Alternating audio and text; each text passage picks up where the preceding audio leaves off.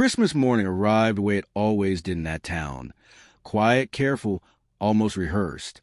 Snow rested on rooftops like it had been placed there by hand. Undisturbed and deliberate. Streets that usually hummed with early errands sat empty, as if the town itself had decided to sleep in. The air held that particular kind of cold that feels clean rather than cruel, the kind that makes breath visible and thought slow. It was the sort of morning meant for unwrapping gifts, for whispered laughter, for the soft clatter of mugs on kitchen tables. Nothing about it suggested that this was the day time would fracture. Inside homes, lights clicked on one by one. Coffee brewed. Wrapping paper waited. Parents listened for footsteps on staircases, for doors opening, for the unmistakable sound of excitement that always arrived before the sun fully rose. In one house, a light turned on and stayed on longer than expected. In another, a hallway remained empty. At first, it didn't feel like fear. It felt like delay, like a child sleeping in, like someone stepping outside for air. Christmas morning is forgiving that way. It gives people excuses without being asked. Hours passed gently, almost politely. The town church bells had not yet rung. They never rang early. Tradition mattered here. Everything had its place, its order.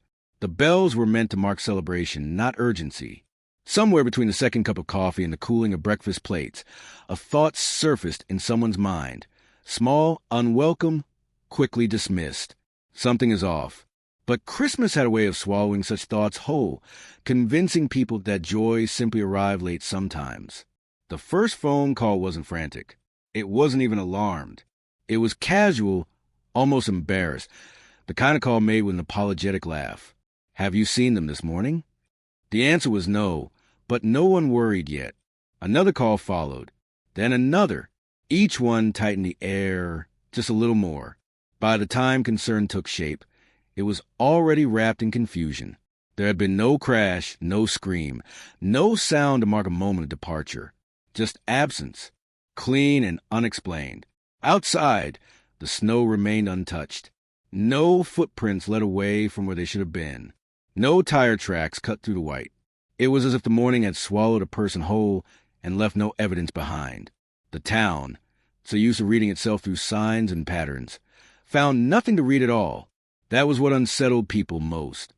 Not the fear of something terrible, but the lack of anything to fear against. Christmas decorations blinked cheerfully in windows, unaware of the shift happening inside the people who looked at them. A wreath hung slightly crooked on a door that would not open. Presents sat under a tree, wrapped with care for hands that would never reach them. Time moved forward, but meaning slipped backward.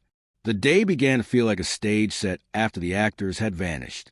Neighbors stepped outside, coats thrown on hastily over holiday clothes. Conversations happened in lowered voices, as if speaking too loudly might break something fragile. No one said the word missing, yet it felt too heavy for a day like this. Instead, they spoke in fragments. Not answering. Not home. Not like them.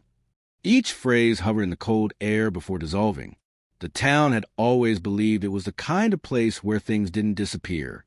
People left sometimes, sure, but they left notes, made announcements, packed boxes. Vanishing was something that belonged to cities, to highways, to nameless places far away. Here, everyone was accounted for. Birthdays were remembered. Habits were known. Absence had nowhere to hide. And yet, on this morning, absence was everywhere. As the sun climbed higher, its light reflected off the snow with a brightness that felt almost mocking. The world looked perfect. Too perfect. The kind of beauty that makes you uneasy because it refuses to acknowledge human fear. Somewhere, a radio played Christmas music on a loop. Cheerful voices singing about joy and peace, their words drifting out through a cracked window and into the cold. When the realization finally settled, when someone said quietly, "Something's wrong," it landed without drama. No screaming, no collapse, just a shared stillness, as if the town collectively held its breath. This was not a moment that announced itself. It was a moment that crept in, unnoticed until it already claimed its space. Parents pulled their children closer, without explaining why. Doors were checked and rechecked. A few people walked the same short routes again, hoping repetition might change reality. It didn't. The morning stretched on, heavy now, its earlier gentleness gone. Christmas had stopped feeling like a celebration and started feeling like an interruption. Something happening despite what mattered. By midday, the bells finally rang. They sounded the same as always, echoing across rooftops, threading through streets, marking the holiday as they had for generations. But this time, they did not bring comfort. They marked a division. Before the bells, there had been possibility. After them, there was only the growing certainty that this morning would never truly end. Later, people would argue about when it became real, when fear officially replaced hope. Some would say it was the unanswered calls. Others would say it was the untouched snow. But for most, it was something quieter than that. It was a feeling that Christmas morning, a day built entirely on expectation, had failed to deliver one essential thing: presence. What vanished that day was not taken in a rush. It did not fight the town. It slipped away gently, wrapped in silence, leaving behind a question that would outlive decorations, seasons, and even memory itself. Long after the snow melted and the lights came down, people would still return to that morning in their minds, searching for the exact second when joy gave way to something else. And no matter how many times they replayed it, the moment never appeared. The disappearance didn't happen on Christmas morning. It happened inside it, hidden so well that by the time anyone noticed, it was already too late to name. The town liked to describe itself as small, but that wasn't entirely true. It wasn't small in distance or population. It was small in memory. Everyone carried a mental map, not just of streets and houses, but of people, who lived where, who used to live where, which porch light stayed on late, which dog barked at passing cars. This was a place where familiarity passed for safety, where knowing became a kind of protection people trusted without question. Mornings usually followed patterns, so reliable they barely needed clocks. The same trucks passed through the main road. The same faces appeared at the same counters. If someone was missing from their usual place, it was noticed instantly, not with alarm, but with curiosity. Absence here didn't go unnoticed. It was commented on, speculated about lightly, then resolved by noon. That was how things worked, or at least, how people believed they worked. The town had been built on the idea that nothing truly bad could hide for long. Its history was told in familiar, comforting fragments. Founding families, hard winters survived together, disasters had been weathered and turned into stories rather than scars. Even loss had been communal. When someone died, everyone knew. When someone struggled, it became a shared concern. Privacy existed, but only up to a point. The town saw itself as watchful, and in that watchfulness, it found reassurance. That was why the disappearance felt like an accusation. Because to vanish here, someone would have had to slip past dozens of eyes. They would have had to move through a web of routines and relationships without being seen, without being remembered in motion. That idea alone unsettled people more than any imagined crime. It suggested a flaw in the town's self-image, a blind spot no one wanted to admit existed. The missing person was known not for anything dramatic, but for consistency, for showing up, for being woven into the background of daily life so completely that imagining the town without them felt wrong, like removing a load-bearing beam and expecting the house to stand. People remembered them in fragments, a voice at the edge of a conversation, a figure crossing the street at the same time each day, a presence so reliable it had become invisible. Neighbors recalled small, ordinary interactions and now replayed them with new intensity, as if meaning might emerge under pressure. A wave that lasted half a second longer than usual. A sentence cut short. A look that could now be interpreted as distraction or worry. None of it had seemed important at the time. That was the problem. In a town that believed it noticed everything, importance had been assigned only to the loud and obvious. The quiet had been allowed to pass. As word spread, people gathered in clusters that felt less like concern and more like defense. They spoke about how unusual this was, how it had never happened before. Each repetition was an attempt to distance themselves from the event, to frame it as an anomaly rather than a rupture. This wasn't who we are. Things like this don't happen here. The statements were less about facts and more about reassurance. But beneath the surface, something else was happening. The town's closeness, once a source of pride, began to feel invasive. Familiarity turned sharp. People realized how much they knew about each other, and how much they didn't. The same knowledge that once felt comforting now raised questions. If everyone knew everyone, then how could no one know where someone had gone? The routines that defined daily life became reference points in a growing mental checklist. The bakery remembered the last time they came in. The post office recalled sorting mail with their name on it. The church remembered seeing them in a pew, or maybe not. Memory became currency, and everyone searched their pockets for something valuable enough to contribute. Families locked their doors earlier. Conversations lowered when someone unfamiliar walked by. Children were told to stay close, though no one could explain exactly what they were being protected from. The town had not gained a villain, but it had lost certainty, and that loss made everyone uneasy. There was an unspoken fear that settled in. If this could happen to someone so embedded in the town's rhythm, it could happen to anyone. The idea eroded the unspoken contract people believed they lived under. That visibility guaranteed safety. That being known meant being protected. Some tried to explain it away through logic. Maybe they left. Maybe there was a misunderstanding. Maybe something would surface soon that would restore order. But logic struggled against the emotional reality of a place that prided itself on predictability, now facing something profoundly unpredictable. The town's history was revisited, not out of curiosity, but out of necessity. People looked back for precedent, for reassurance that this moment could be categorized and therefore contained. But history offered little comfort. There were no similar stories, no old legends of vanishings, no cautionary tales passed down. The absence of precedent made the present feel heavier, more exposed. This wasn't just a missing person. It was a missing explanation. And in a town built on knowing, not knowing felt like a betrayal, by the place itself, by the people in it, by the assumptions they had lived with for decades. Conversations that once flowed easily now paused around certain topics. Eyes lingered a second too long. Trust, though not broken, felt strained, like something stretched in enough to notice. The town didn't change overnight. It shifted quietly, subtly.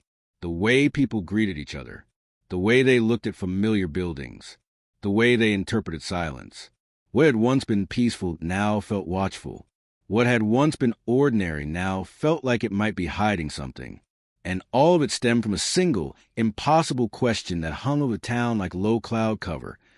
How could someone disappear in a place where everyone is always watching? No one had an answer yet, but the question alone was enough to begin unraveling the story the town told itself. About safety, about closeness, about the comfort of believing that nothing truly terrible could happen here without warning. Because now, warning had come too late. The last time anyone could say with certainty that they had seen them was Christmas Eve. That detail settled into the story quickly, becoming an anchor point in a sea of uncertainty. Christmas Eve was easier to understand than Christmas morning. It was busy, loud, full of movement. People were out, schedules were loose, routines bent. If something had slipped through the cracks, it made sense that it happened then. Memories of that night were suddenly in high demand. People searched their minds with an urgency that made even the smallest recollection feel valuable. A conversation replayed in sharper detail. A passing glance took on weight. Someone remembered a laugh. Someone else remembered silence. None of it pointed anywhere specific, but together, it formed a fragile timeline that everyone clung to. They had been seen doing ordinary things, buying last-minute items, exchanging brief holiday wishes, moving through familiar spaces without drawing attention. That was what made the memory unsettling. It was unremarkable. There was no argument, no visible distress, no sense of urgency. If they were planning to leave, they gave no sign. If they were afraid, they hid it well. One person recalled a short conversation, the kind that barely registers at the time. A question about plans for the next day. A casual answer. Nothing definitive. Nothing that suggested finality. And yet, in hindsight, every word was examined as if it might contain a hidden message. Did they hesitate? Did their voice change? Did they say see you or maybe? The town began to construct the last known route in fragments. From one place to another. from one familiar stop to the next. Each confirmed sighting felt like a pin pushed into a map that no longer made sense. Between those pins were gaps, dark, undefined spaces where anything could have happened. Those gaps grew larger the more people thought about them. Phones were checked, messages reread, missed calls reinterpreted. A text sent earlier that day suddenly felt heavier, its casual tone now tinged with dread. There was no goodbye, no final message that could be held on to. Just normalcy, frozen in place and stripped of its innocence. As Christmas Eve gave way to night, the trail grew colder. No one could say for certain where they went after a certain point. Assumptions filled the silence. Maybe they went home. Maybe they stopped somewhere else. Maybe they met someone. Each possibility branched into more questions, none of them supported by evidence. What troubled people most was the lack of interruption. No one reported hearing anything unusual. No neighbors noticed lights flicking on or off at odd hours. The night passed quietly, as nights always did. The town slept, unaware that something essential was slipping away while it rested. The idea that the disappearance occurred without resistance was unsettling. It suggested either trust or inevitability. Neither explanation offered comfort. If they trusted someone, who was it? If it was inevitable, why? As more details surfaced, they didn't clarify the story. They complicated it. Someone thought they saw them heading in a different direction than expected. Another wasn't sure if the memory was from that night, or another. Memory, once reliable, became unstable under pressure. People argued over small details, not out of malice, but desperation. Everyone wanted to contribute something solid, something useful. The last confirmed sighting became sacred in a way. It was a final moment before everything went wrong, even if no one could say what wrong meant. People imagined that moment over and over, as if replaying enough times might reveal a hidden flaw, a decision that could have been changed, a path not taken. But the truth remained stubbornly quiet. Christmas Eve ended like any other. Lights went out, doors locked, families settled into sleep. The town crossed the threshold into Christmas morning unaware that it was leaving certainty behind. What followed that night was not chaos, but silence, a silence that stretched unnaturally long. By the time morning came and the absence was noticed, whatever answers existed on Christmas Eve had already dissolved into the dark. There was a particular cruelty in that timing. Christmas Eve was a night built on anticipation. It promised tomorrow. It assumed continuity. To vanish between those 2 days, to exist on one and be gone on the next, felt like a violation of the calendar itself, as if time had skipped a step without asking permission. People began to ask questions that had no satisfying answers. Why hadn't they gone home? Why had anyone noticed sooner? Why did the night offer no clues? Each question carried an undercurrent of guilt, not accusation exactly, but responsibility. Someone should have seen something. Someone should have remembered more clearly. The truth was, Christmas Eve had been too full, too noisy, too ordinary. It allowed the disappearance to hide in plain sight. By the time the town realized what it had lost, the moment when intervention was possible had already passed. And so Christmas Eve became more than a date. It became a dividing line. Before it, the town believed in continuity. After it, the town learned that a life could slip out of reach without leaving so much as a ripple behind. That knowledge lingered, heavy and unresolved, as the town moved forward carrying a timeline full of holes and a question that refused to stay in the past. The search began the way most things did in that town, earnestly, cooperatively, with a quiet confidence that effort alone would be enough. People gathered without being asked. Coats were pulled on over whatever they had been wearing when the news reached them. Flashlights appeared from glove compartments and kitchen drawers. Someone brought thermoses. Someone else brought a clipboard, though no one had told them to. It felt important to look organized, as the structure itself might summon answers. They started close. Yards, sheds, garages. Familiar spaces were suddenly treated like strangers. Doors were open that had never been locked. Snow was disturbed for the first time that day, boots pressing patterns into what had been pristine only hours before. Every mark was examined, every indentation studied. When something turned out to be nothing, a footprint from the day before, a fallen branch. There was a brief release of tension followed by disappointment. Nothing meant no direction. As the hours passed, the search widened. Woods at the edge of town. Walking paths people use in summer. The frozen creek that cut through the lower part of the valley. Searchers called out names that echoed back unchanged, swallowed by trees and distance. The sound of a voice carried hope for a second, then returned empty-handed. There was an expectation, unspoken but shared, that this wouldn't take long. That someone would spot something, a jacket, a glove, a sign of movement. That the missing person would be found cold but alive, confused but safe. That the town could collectively exhale and return to the story it preferred to live in. But daylight slipped away without delivering anything useful. Dogs were brought in, their handlers confident, practiced. The animals worked carefully, noses low, tails alert. For a moment, there was excitement when one of them paused, focused. People leaned in, breath held. Then the trail stopped, abruptly, as if whatever they were following had simply ceased to exist. That moment changed the tone. What had been cooperative urgency became something heavier. Conversations grew shorter. Movements became more deliberate. The search continued, but now it carried doubt with it. Not doubt in effort, but in outcome. The idea that searching everywhere might not be enough began to take root. Authorities arrived and tried to impose order, grids, logic. They asked questions people had already asked themselves 100 times. When was the last contact? What were they wearing? Did they seem upset? The answers were always the same: ordinary, unhelpful, frustratingly vague. Nothing stood out because nothing had stood out. The town watched as official vehicles parked along roads that usually saw only familiar cars. It was unsettling to see uniforms where neighbors normally stood. It made the situation feel real in a way no rumor could. This wasn't just a concern anymore. It was a case.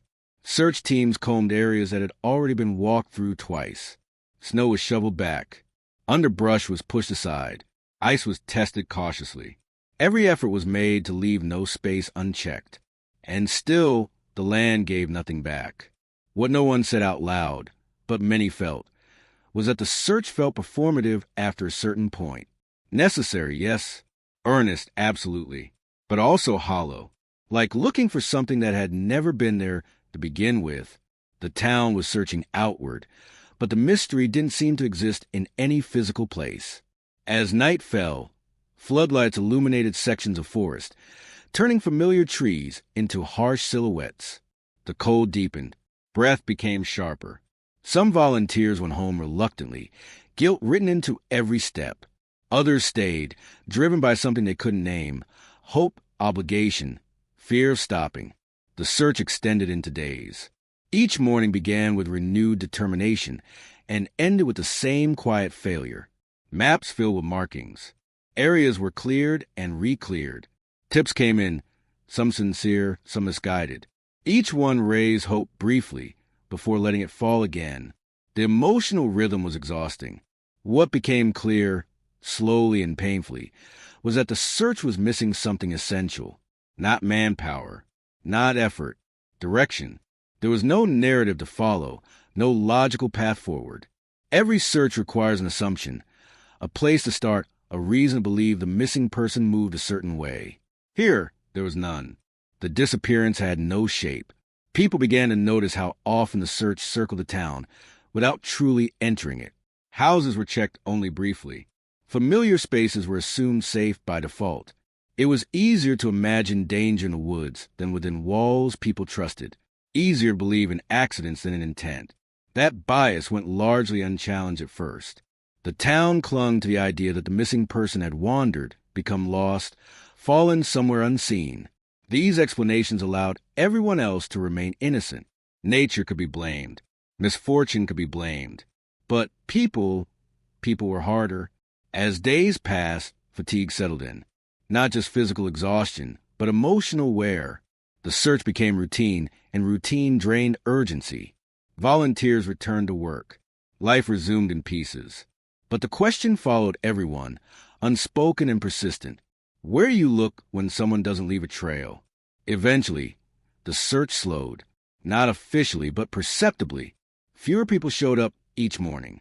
The map stopped changing. Hope thinned, stretched so fine it was almost transparent. The town didn't announce a shift. It just happened. What remained was a lingering sense of incompleteness. The search had been thorough, visible, communal, and yet it had failed. Not because of negligence, but because the mystery was never where anyone was looking. In trying to cover every inch of land, the town had avoided looking inward, at itself, at its institutions, at the places that felt too familiar to question.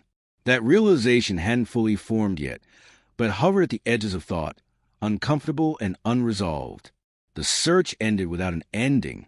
No discovery, no answers, just the slow acceptance that effort alone could not bridge the distance between knowing someone was gone and understanding why. And in that gap, something shifted. The town learned that sometimes you can look everywhere and still be looking in the wrong direction. When the search stopped producing results, the town did not fall silent. It filled the space another way. Without facts to hold on to, people reached for stories, and stories multiplied quickly. At first, they were careful, almost respectful. Questions phrased as concern. Observations shared with hesitation. But uncertainty is restless, and it does not stay gentle for long. The first rumors formed around the edges of truth. Someone said they had seen a car they didn't recognize parked too close to a familiar house. Someone else mentioned an argument they might have overheard weeks earlier, something minor that had meant nothing at the time. These fragments floated through conversations, gaining weight as they moved from person to person. Each retelling added detail, not because anyone intended to lie, but because the human mind resists empty space. Speculation became a way to feel useful, to contribute, to feel closer to an answer, even if that answer was imagined. People who had nothing new to report felt irrelevant, and irrelevance was uncomfortable in a town that prided itself on involvement. So details were stretched, timelines were bent, possibilities were spoken aloud long enough that they began to sound plausible. The missing person slowly stopped being a person and started becoming a symbol of danger, of mystery, of unfinished business. Their name was spoken less often. They became the one who vanished, a phrase that carried distance. It was easier that way. Personalizing the loss made it heavier. Turning it into a story made it manageable. Eyes lingered longer during conversations. Innocent habits were reinterpreted. Someone who had always kept to themselves was now secretive. Someone who asked too many questions was suddenly too interested. The same familiarity that once brought comfort now fed suspicion. Knowing everyone meant everyone could be examined. No one accused directly, at least not at first. Accusations arrived disguised as curiosity. Do you think it's strange that? I always wondered about. These sentences ended without conclusions, but the implications were clear. Doubt crept into relationships quietly, like a draft under a closed door. Social gatherings changed tone. Laughter came slower. Conversation stalled when certain people entered the room. Trust did not shatter, it thinned. And in that thinning, people began to feel exposed. If others were watching them more closely, what were they seeing? What might be misinterpreted? The most damaging rumors were not the dramatic ones, but the subtle ones. Suggestions that someone hadn't been entirely honest, that a routine had shifted slightly around the time of the disappearance, that someone had something to gain from silence. These ideas didn't need proof. They needed repetition.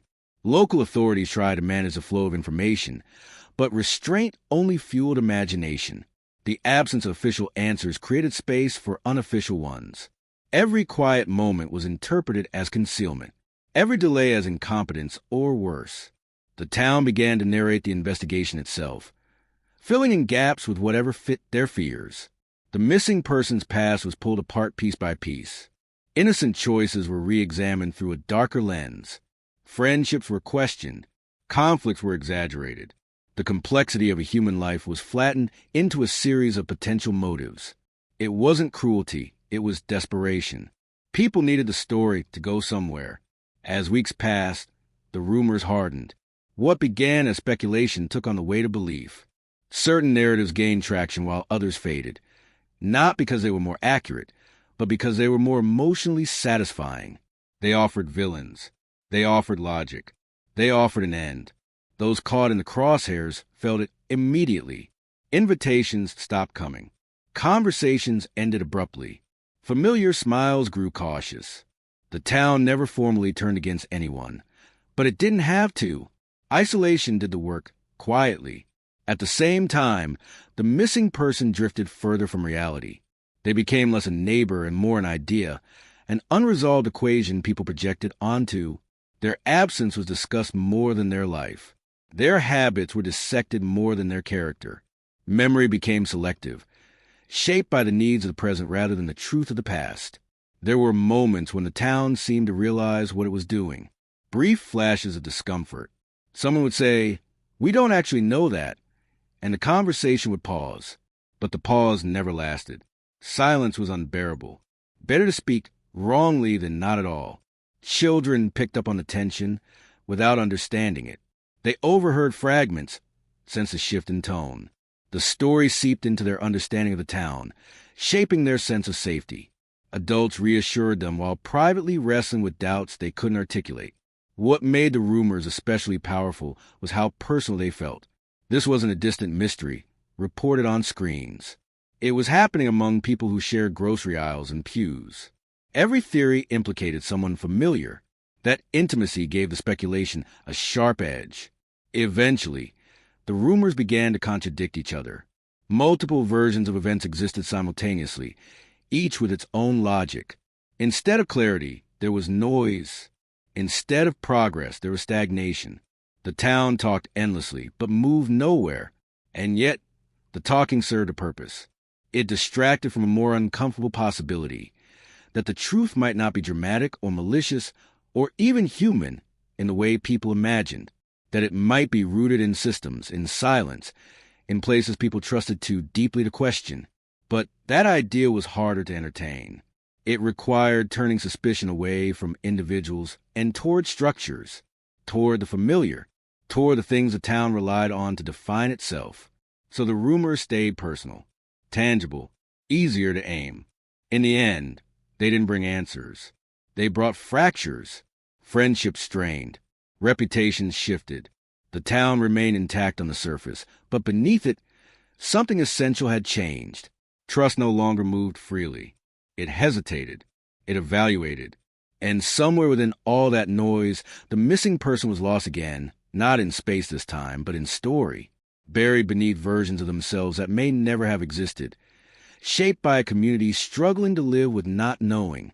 The mystery had not advanced. It had only spread. At the edge of the town stood the church, older than most of the houses around it and quieter than all of them. People passed it every day without really seeing it, the way you stop noticing something that has always been there. Its stone walls that absorbed generations of weather and prayer, its windows dulled by time, its presence accepted rather than examined. It was not beautiful in a way that demanded attention. It was familiar, and familiarity in this town meant safety. The church had watched the town grow outward from it, streets stretching away like spokes from a wheel. It had marked births, marriages, funerals. It had listened to confessions spoken softly and secrets left unspoken. On Christmas Eve, its doors had been open, as they always were, welcoming people in from the cold for candlelight and hymns. Nothing about that night had seemed unusual. Nothing about the church had drawn suspicion. When its name first surfaced in conversation, it did so gently, almost apologetically. Someone mentioned seeing the lights on late. Someone else remembered the building being unlocked early Christmas morning. These observations were shared without urgency, quickly brushed aside. Of course the church was open. Of course people came and went. The church was not a place of danger. It was a place of refuge. That assumption carried weight, more than evidence ever could. The church was run by people the town trusted instinctively, figures woven into the community's moral fabric. They spoke at funerals, visited the sick, offered guidance during hard times. Questioning them felt like questioning the town itself. So when the disappearance was discussed, the church existed only at the periphery, a backdrop, never a focus. Its physical presence loomed quietly over the town's uncertainty.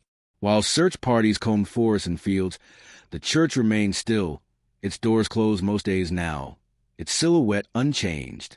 No one searched it with the same urgency. There was nothing to search for, or so it was believed. Inside, the air was always cool, even in summer. The scent of old wood and candle wax lingered, unchanged by seasons. Sound behaved differently there. Footsteps echoed longer, voices softened instinctively. It was a space that encouraged quiet, and quiet had a way of concealing things. The church's history was long and mostly unexamined. Stories were passed down in fragments, renovations, repairs, donations made in someone's memory. Few people could say what lay behind every door, what spaces had been repurposed over the decades. Basements became storage. Storage became forgotten. Forgotten became invisible. As time passed, the church took on a new role in the town's emotional landscape. It became a place people went to sit with unanswered questions. Candles were lit not for celebration, but for endurance. Prayers were offered not for miracles, but for clarity. The irony went unnoticed, that people sought answers in a place they refused to question. Occasionally, someone would voice a fleeting doubt, a thought spoken and immediately dismissed. They were seen near there, weren't they? The response was always gentle, firm. No, probably not. Even if they were, it didn't mean anything. The church was too obvious, too public, too sacred. Sacredness acted like insulation. It protected the building from suspicion, the way stone protected it from weather. The idea that something could go wrong there, something hidden, something unresolved, felt incompatible with what the church represented. Faith demanded trust. Trust demanded blindness. The disappearance faded from active conversation, but it never left the town's consciousness. It settled into the background, surfacing in quiet moments.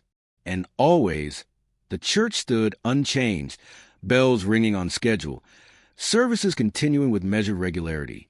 The routine reassured people. Routine suggested order. Years passed, and with them, small changes. The church began to show its age more visibly. Cracks in the stone widened. Repairs were discussed, postponed, discussed again. Fewer people attended services regularly. The building shifted from central gathering place to symbolic landmark, important, respected, but less examined. When renovation plans were finally approved, they were practical, not ambitious. Fix the roof. Reinforce the foundation. Clean out old storage areas. No one expected anything meaningful to come of it. It was maintenance, not exploration. And yet, the church had always been a container of memory, of silence, of things people placed there because they didn't know where else to put them. Over time, those things accumulated. Not just objects, but truths left unspoken. Decisions justified by circumstance. Actions buried beneath good intentions. The town had long believed that the church preserved what was best about it. Its values, its sense of right and wrong. What it did not consider was what else preservation might entail. Stone walls keep weather out, but they also keep secrets in. Looking back, some would later say the signs were there. The way certain topics were redirected during conversations held within those walls. The way questions about the past were answered vaguely, if at all. The way authority went largely unchallenged in a place built on moral certainty. But at the time, none of that registered as meaningful. The church was background, constant, reliable. It did not demand scrutiny because it had never failed before. That was the most dangerous part. While the town searched field and forest, the church remained untouched by doubt. While rumors targeted individuals, the institution stood intact, protected by reverence. While time eroded memory, the building endured, holding on to whatever had been given, knowingly or not. The disappearance had created a vacuum, and the church sat at its edge, quietly, patiently. It did not call attention to itself. It did not need to. The town's assumptions did the work for it. No one imagined that the answers they wanted might be resting behind walls they had trusted all their lives. No one thought to look too closely at a place that promised comfort, not complication. And so the church waited, unchanged on the outside, carrying something within it that time alone could not dissolve, waiting for the moment when silence would no longer be enough to keep the truth contained. The first year after the disappearance was marked by vigilance.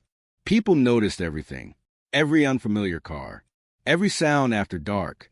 Parents held their children's hands a little tighter.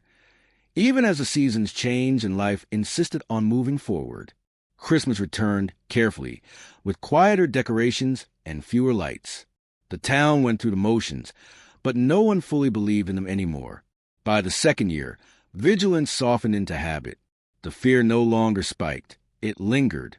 The disappearance became a reference point, something mentioned in passing rather than confronted directly. New routines formed around the absence. People learned how to live alongside a question, without expecting it to be answered. Children who had been too young to understand grew older. They absorbed the story not through facts, but through tone, through the way adults fell silent mid-sentence, through the way certain places were avoided or discussed with vague caution. The disappearance became part of the town's emotional inheritance, passed down without clarity. The missing person's name was spoken less often, not out of disrespect, but fatigue. Grief that has no outlet eventually learns to conserve energy.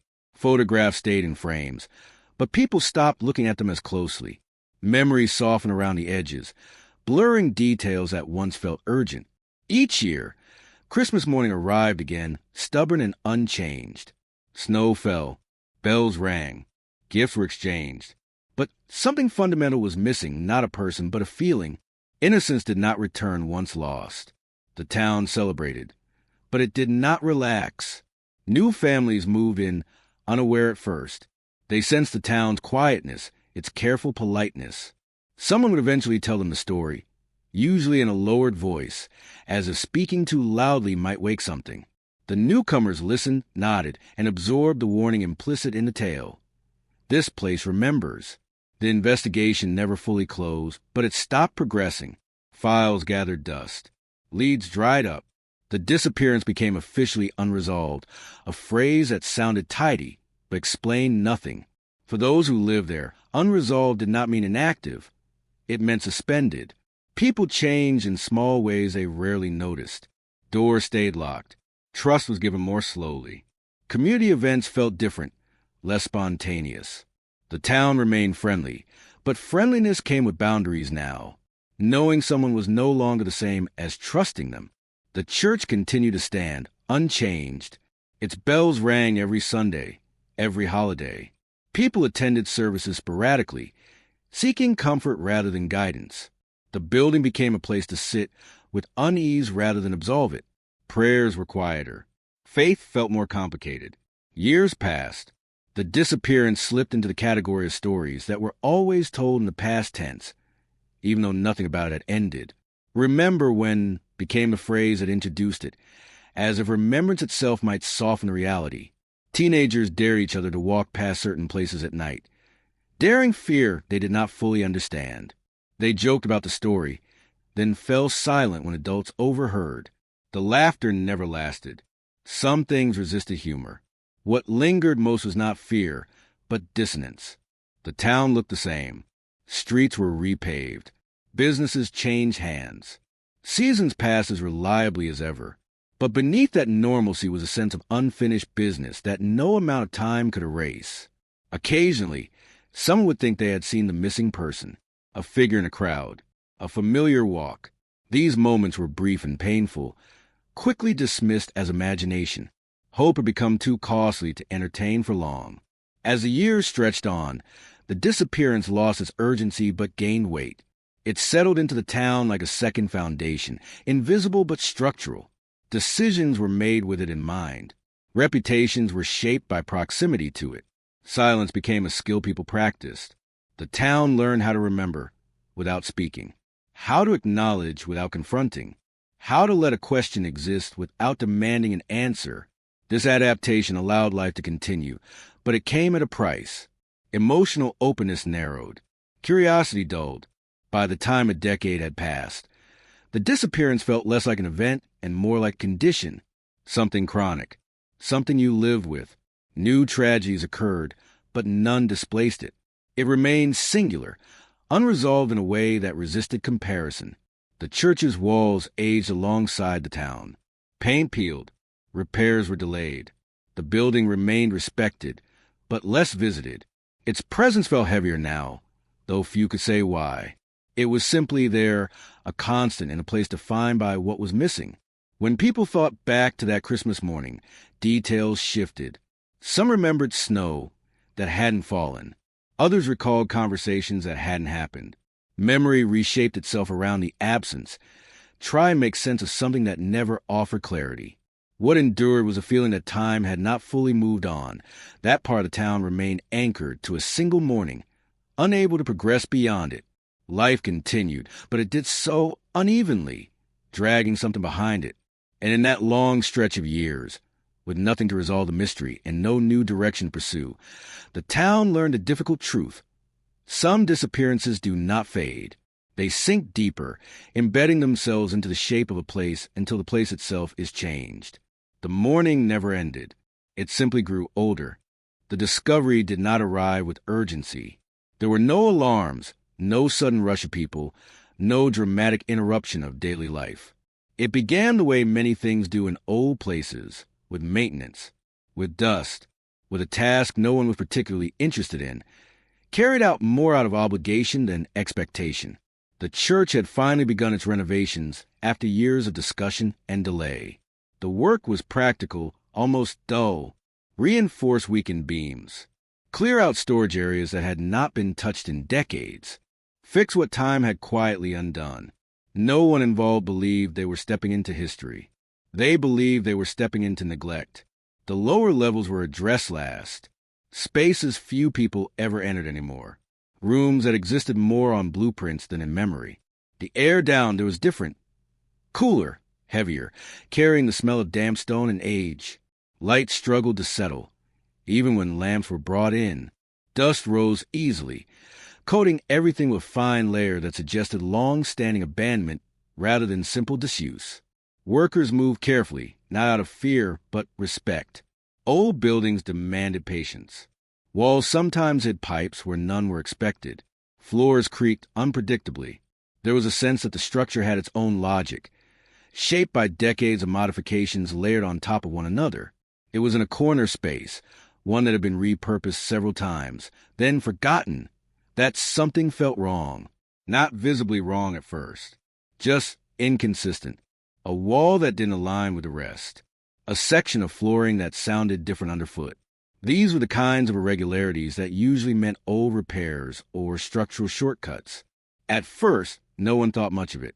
Old buildings were full of oddities, but when tools were brought in and the surface was opened, what lay beneath did not match any record.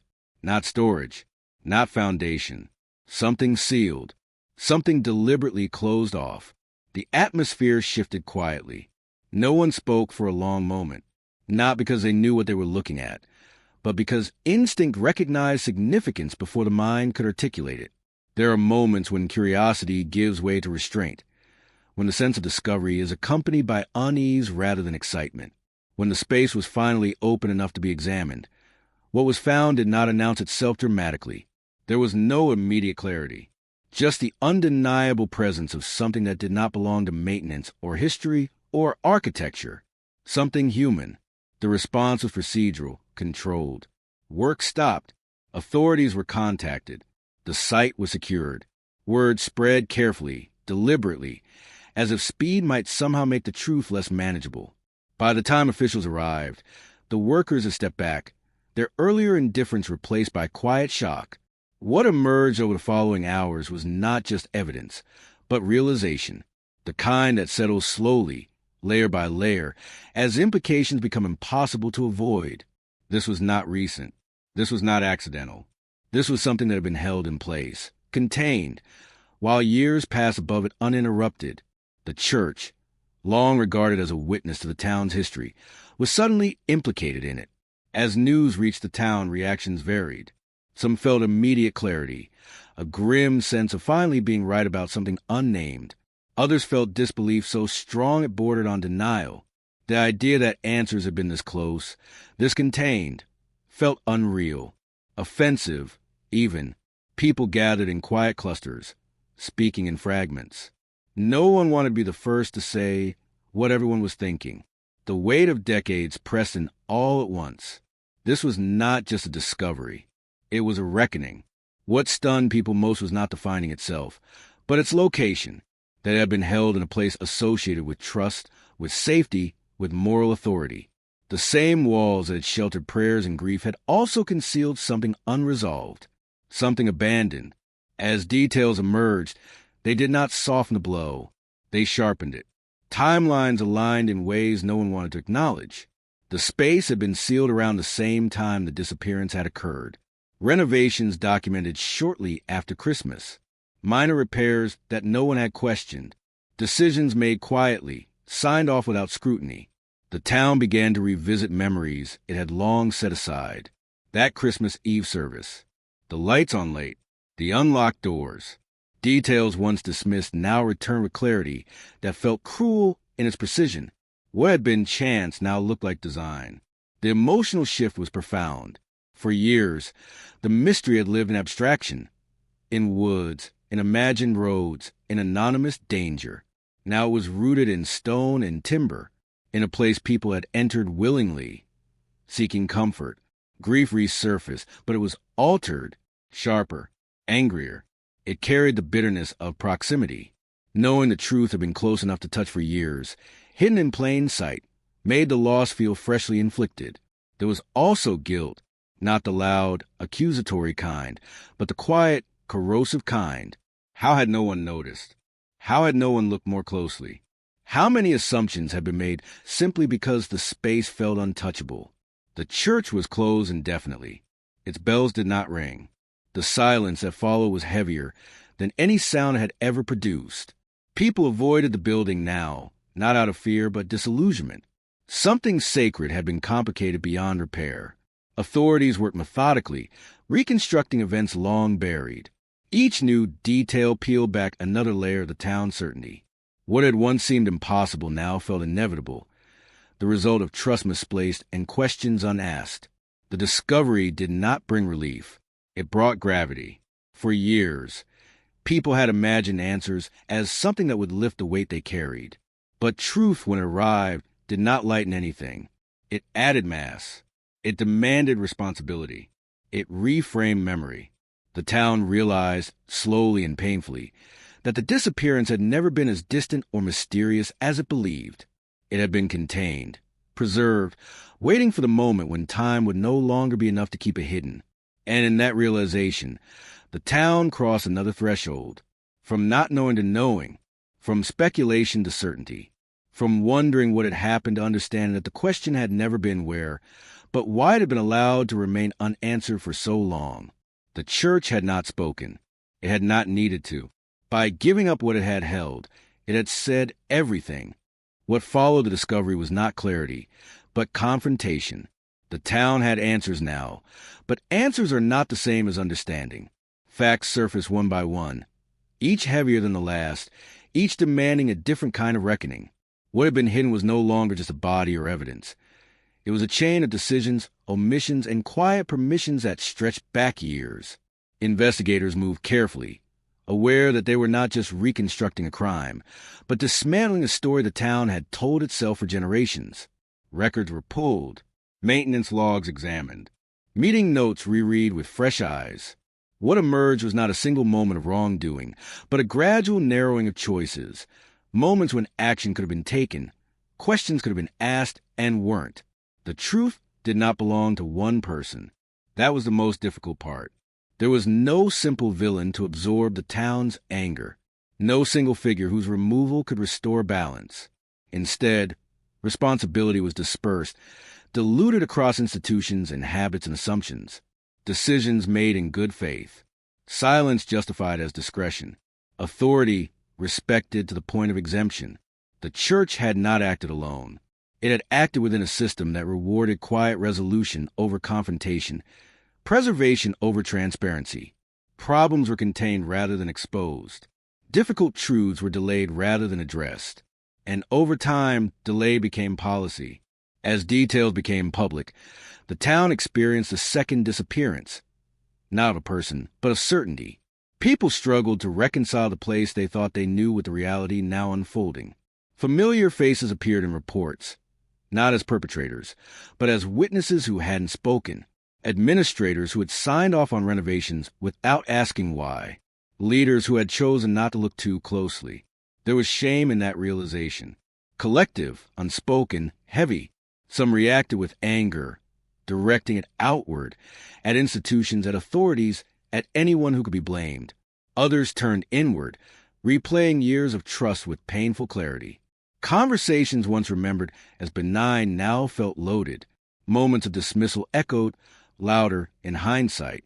The missing person was reintroduced to the town, this time not as a mystery, but as a victim of neglect layered atop tragedy. Their life was no longer a question mark. It was a story interrupted, then buried beneath convenience and fear.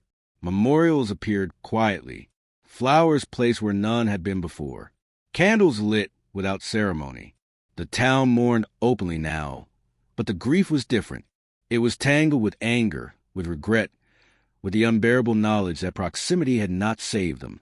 Legal proceedings began, but they moved slowly. Time had complicated everything.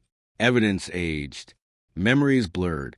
Accountability became a maze of shared responsibility. Charges, when they came, felt insufficient to match the weight of what had been lost. Some people wanted justice to be loud, decisive, cleansing. Others feared it would only expose more fractures. The town found itself divided not by opinion, but by tolerance for discomfort. How much truth was too much? How much exposure could the community survive?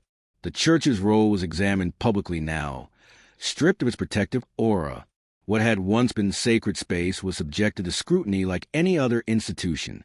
This did not feel like desecration. It felt overdue. And yet, for many, it was deeply destabilizing. Faith, once uncomplicated, now carried conditions. Services were moved elsewhere. Attendance dropped. Some never returned.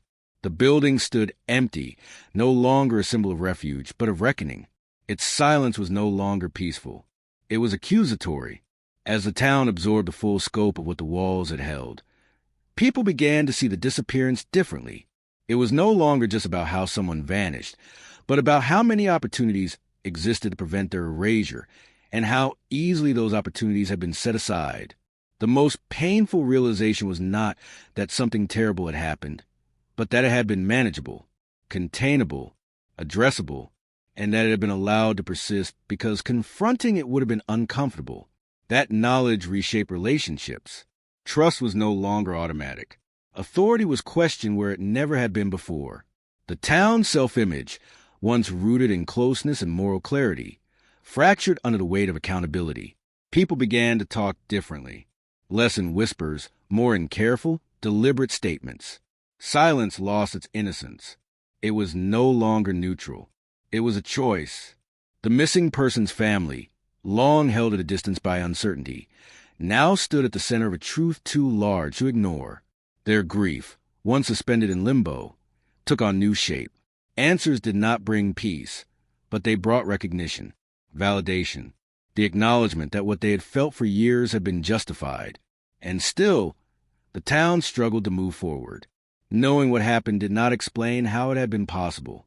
The systems that enabled silence were not dismantled overnight. The habits that discouraged questioning lingered.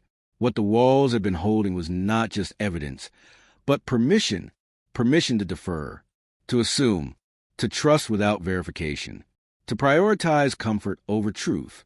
That was a secret the church had given up, not just a hidden crime, but a mirror.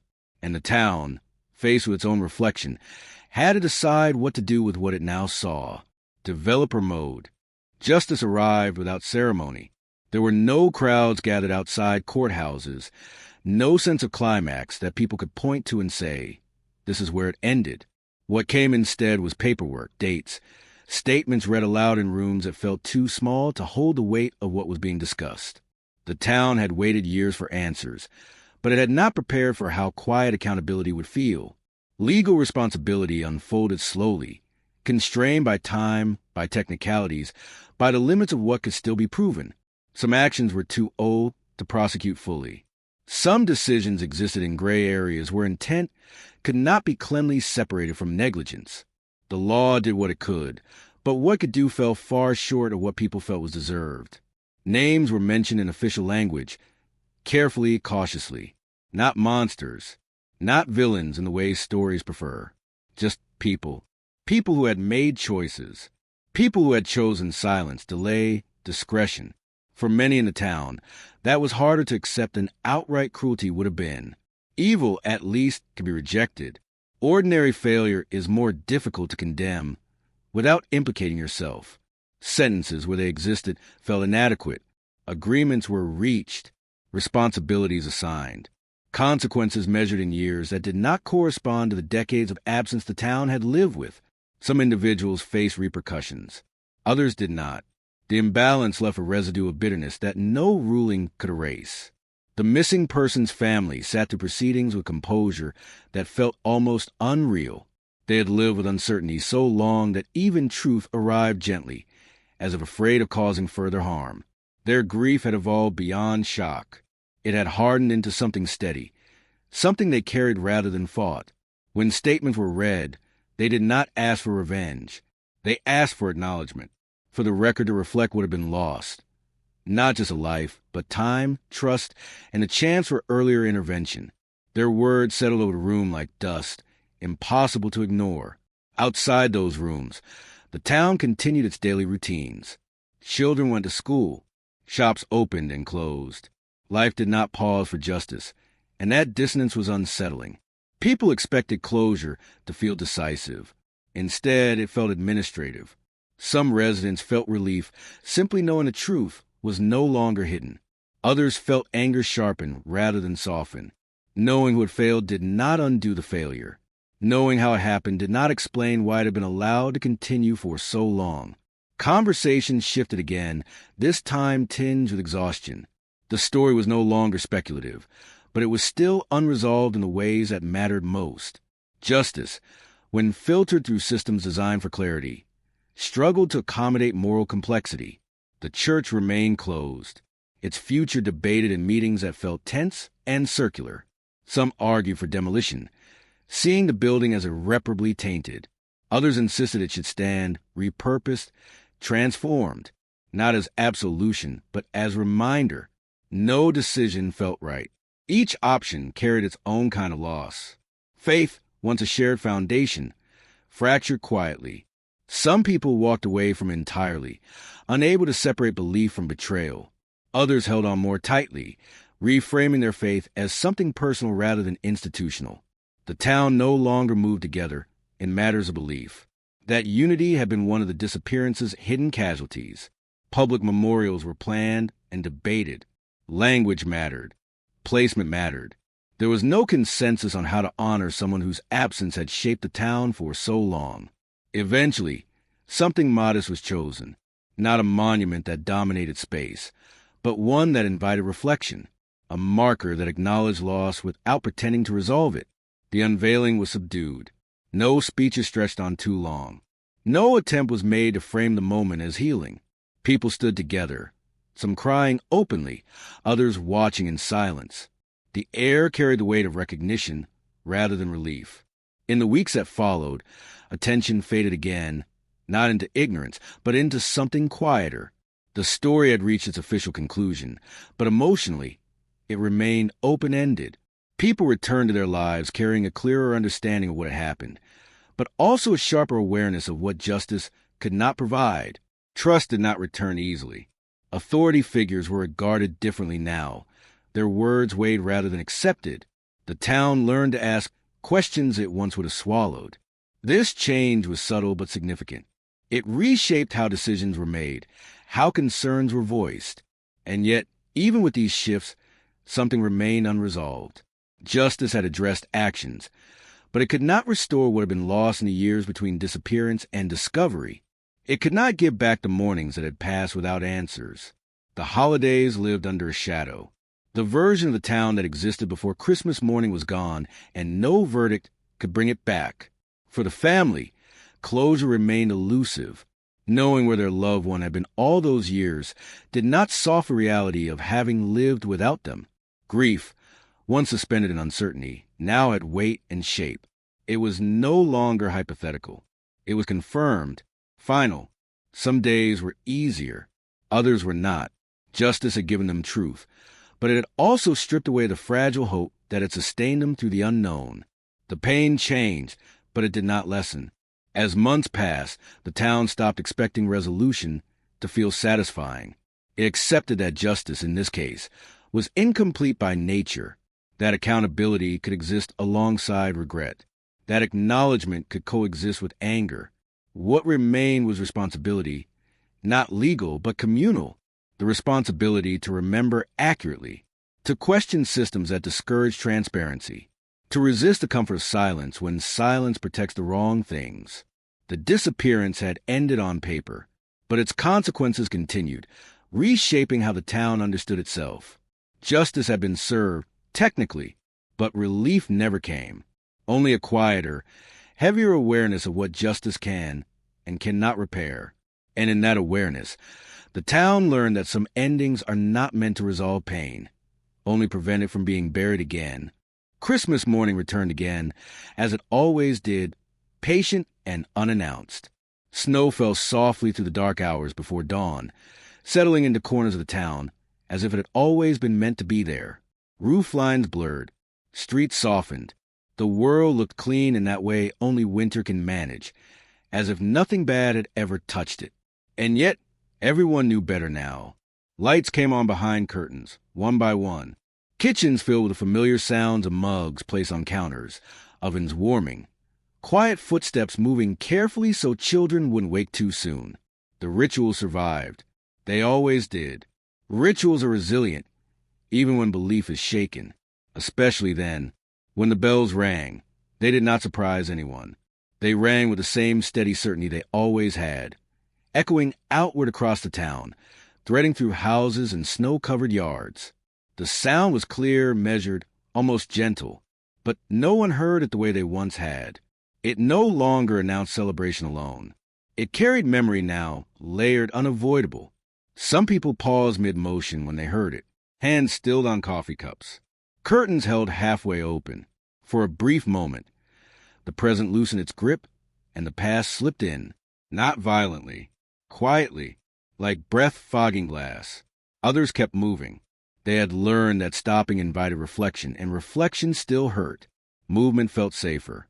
Activity kept grief from rising too close to the surface. No one judged either choice anymore. Everyone understood that survival looked different depending on where you stood. Children woke to excitement that felt untouched by history. They ran downstairs, laughter breaking the careful, quiet adults had kept. Wrapping paper tore. Toys clattered. Joy announced itself loudly, insistently. Parents watched with expressions that held more than one emotion at once. Gratitude, sorrow, resolve. They let the noise fill the rooms. They needed it. Outside, the church stood silent. Snow gathered undisturbed on its steps, thick enough now to erase footprints before they could fully form. No light glowed behind the stained glass. No door opened. The building felt heavier in its stillness than it ever had when it was full of sound. Its presence was no longer neutral. It was a reminder, inescapable, immovable. Some people avoided looking at it entirely, eyes trained forward as they passed.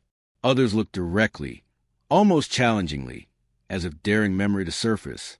Both reactions came from the same place. The need to reconcile what had been lost with what remained. Nearby, the memorial sat quietly, unchanged by the years, modest by design, a name carved cleanly, dates that told only part of the story. There were no explanations etched there, no attempt to summarize a life or a loss too complex for stone. People approached it alone or in pairs, hands tucked into pockets, breaths visible in the cold.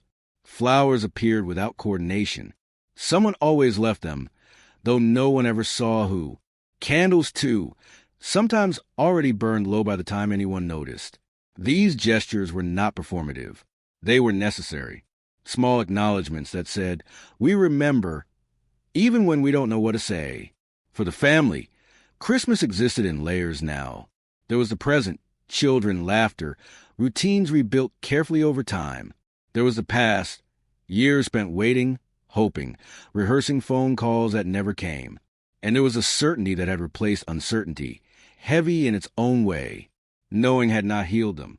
It had clarified their grief, sharpened its edges. They had learned that closure was not a moment. It was a process with no clear end. Some days felt manageable. Others arrived with a weight they could not predict. They allowed both. Fighting the pain only prolonged it. Accepting it gave them space to breathe. They remembered Christmas mornings when the day felt suspended, when joy felt inappropriate, almost offensive. They remembered years when they went through the motions because stopping felt worse. Now, they allowed themselves fragments of happiness without guilt. They had earned that much. The town remembered too, though in a different way. Memories softened with distance, but it never disappeared. The disappearance had become part of the town's internal geography, as real as streets and buildings. People still refer to life as before and after, even when talking about things that seemed unrelated. The line had been drawn too deeply to fade. Before, the town believed that closeness protected it, that familiarity was a shield. After, it understood that awareness mattered more than assumption, that trust without accountability was fragile. This lesson showed itself quietly in daily life. Questions were asked sooner now.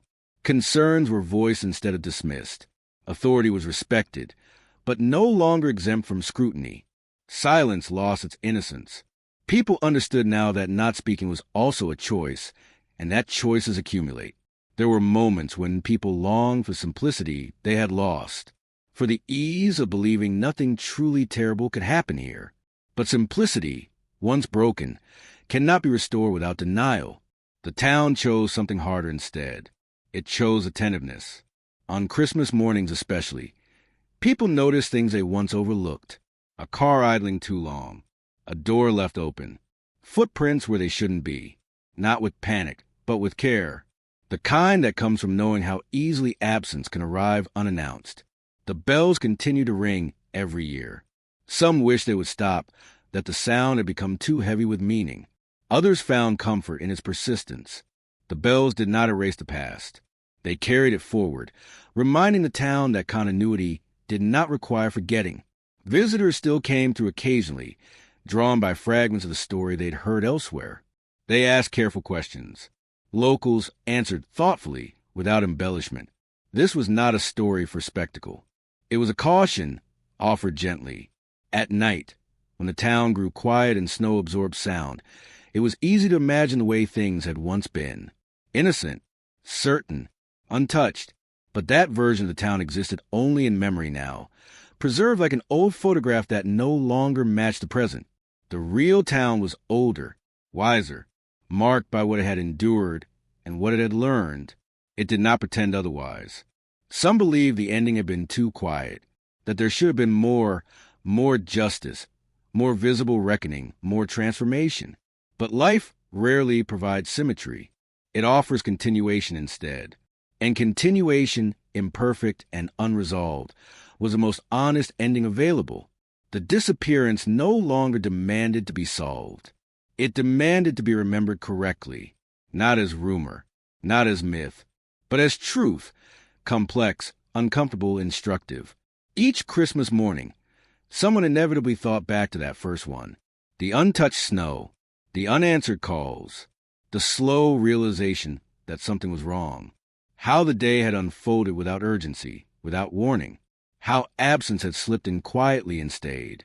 That memory no longer defined the town, but it shaped it.